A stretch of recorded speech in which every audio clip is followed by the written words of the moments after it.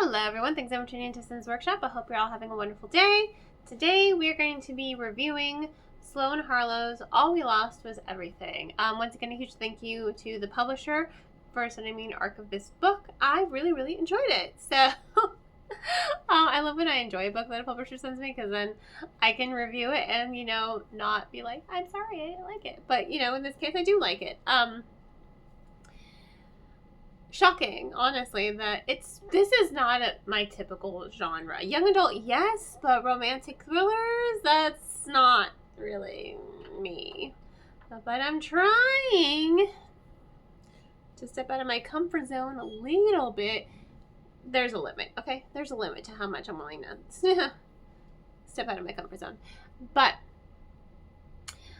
I really enjoyed the book, again, not my typical book, romantic thrillers. That's not something I would equate with me. Anything gothic, anything horror, anything sci-fi, fantasy.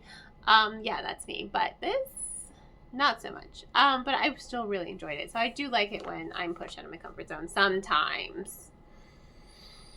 It's called the comfort zone for a reason. In any case,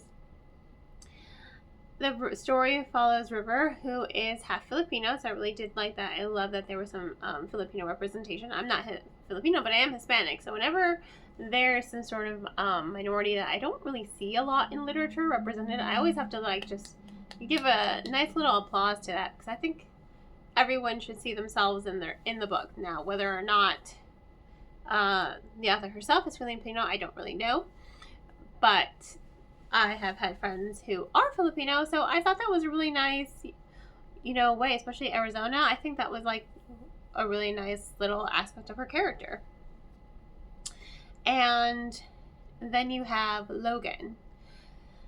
He seems like he's this bad boy, right? He's not at all. He's just a grumpy sunshine. That's it. That's what he is. He's a grumpy sunshine.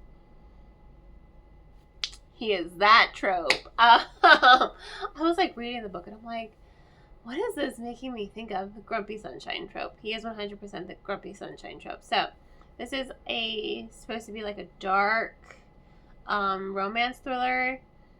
Basically, River is an orphan at this point. Her mother didn't go missing. Her mother, I think her mom might have had not bipolar disorder, but her mom had something. There was something. And she would always go out on hikes all the time to just kind of give herself a break away from her family. And the way her daughter described it, River, she would just lay in bed. It sounded like depression, so she would go on hikes, as a cure for her depression. And I thought that was, a nice little interesting tidbit. So 6 months, her mom's been on this hike. She, River at this point thinks her mom just kind of abandoned her. And she was caught in a fire that killed her father, destroyed their entire home.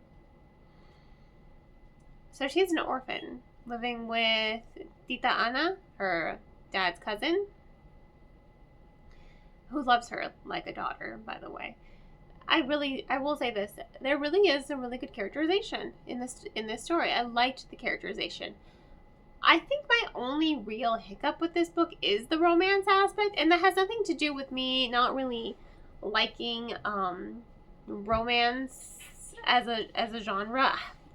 I wouldn't even say that. My issue is bug, sorry. I am a girl who likes really rich stories. But if you're going to do a romance in a story, I'm going to critique it, obviously. And sometimes I like them and sometimes I don't. This one, it moved too fast. It's a he falls first trope as well. And even though I did like the characterization, I thought there needed to be more substance because their relationship moved very, very quickly. And by the time you get to the end of the story, you get why it moved quickly. I mean, they're both kind of dealing with grief. They do love each other, but they're both dealing with grief in different ways. You know, she's pretty much lost both her parents. He lost his father, not his father, he lost his mother in a botched surgery. And he has a lot of like pent-up anger himself.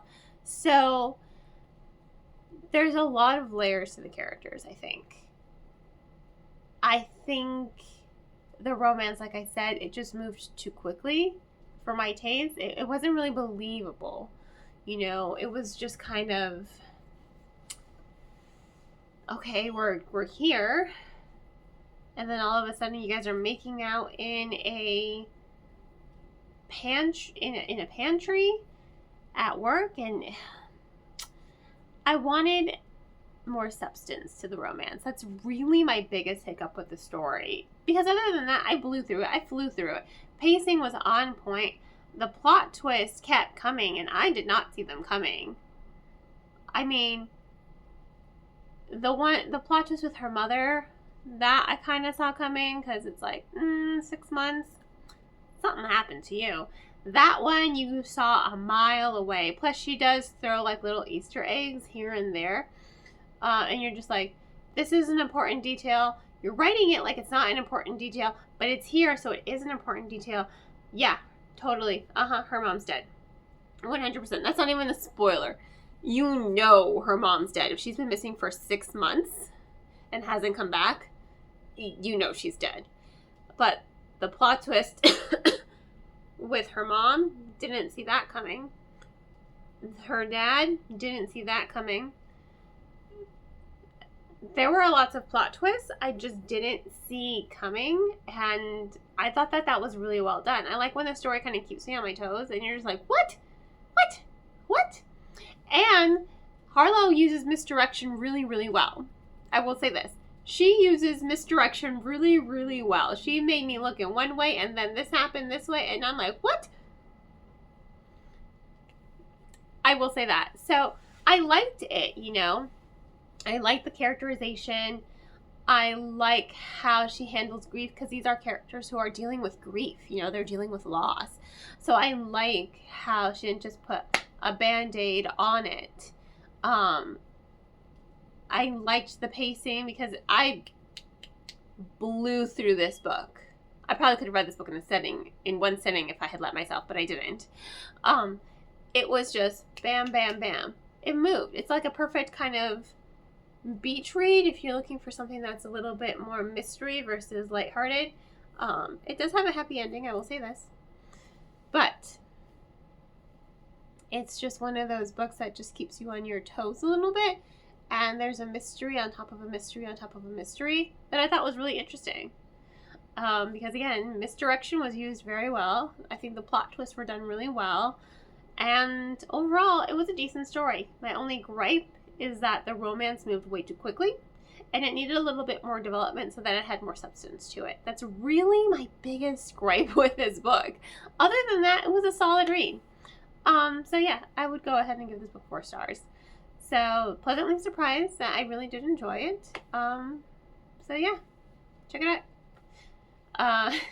If you like Nora Nolan books, you're definitely going to like this one, for sure, hands down. In any case, thanks again for tuning in. Please don't forget to like, subscribe, and share with all your book-loving friends. I hope you all have a wonderful rest of your day, and as always, happy reading.